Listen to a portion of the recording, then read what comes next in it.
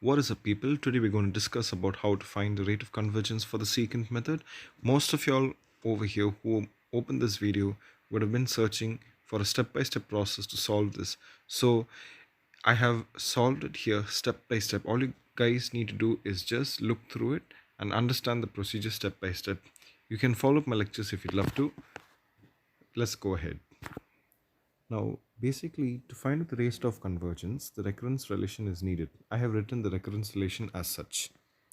We need to find out xk minus 1, fk and fk minus 1 and substitute it in the same recurrence relation in order to find out the rate of convergence. Xk is of the form r plus epsilon k, and f of k and fk minus 1 is written in this form as such. F of k is an approximate root, that's why it is written as f of xk, and f of k minus 1 is also an approximate root of f of xk minus 1.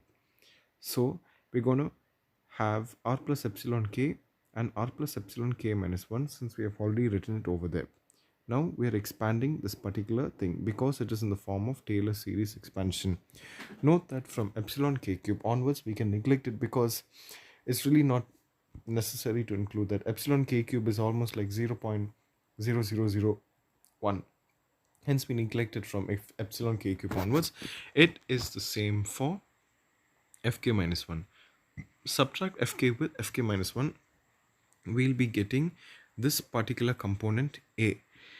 Okay, let us name this subtraction of f of k with fk minus 1, and then this term we will name it as k and proceed to solve it further.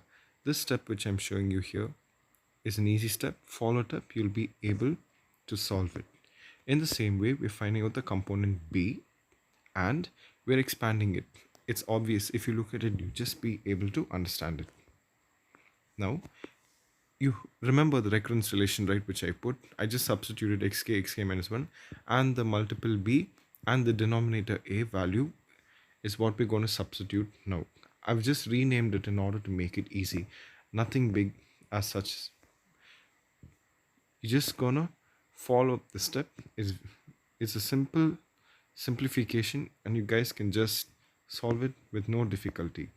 I have substituted the values of a and b in this part, as you can see, and from here onwards I've cancelled these both, and by cancelling these both I'm going to get this term, and from this term I'm taking the LCM, as you can see, and after taking this particular LCM I'm just proceeding generally. It's a general step which your guys would be able to understand, and then I reached this last step. It is in this last step that I remove f dash of r outside, and thus giving me f dash of r into product of this. Now this particular guy, when I take it on top, I get an expansion of binomial series. I'm going to expand this, and by doing this I'm going to get a term. That expansion is what I have written here, 1 plus x to the power of minus 1, and it is going to be 1 minus x. So you can see through this I have expanded it, thus giving me this particular term, and with this particular term I'm going to multiply it on the inside. Now guys, I've worked this out like many times. You can neglect higher terms of epsilon k and epsilon k minus 1 cause they contain more multiple factors and it would be more confusing if you went on into it more. It would complicate the sum. This is better. So neglect the higher terms of epsilon k and epsilon k minus 1. By doing so, you're going to get epsilon k plus 1 is less than equal to 1 by 2 factorial f double dash of r by f dash of r into f epsilon k into epsilon k minus 1. Take c to be a constant as 1 by 2 factorial f double dash of r by f dash of r. Okay. Now for some a and b, we're going to consider epsilon k plus 1 equal to a into epsilon k to the power of b. Replace k plus 1 with k with k minus 1. We'll be getting this particular term as such. And from that, you just take a to the LHS, bring a suffix p to the LHS, you get this particular step. It's a normal thing, not that hard.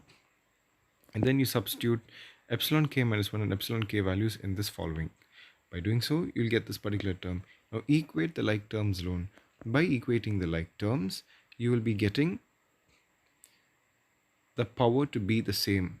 Now, from this power, you just find out the root of it, and by doing so, you get P to be 1.62, which is the rate of convergence for the secant method.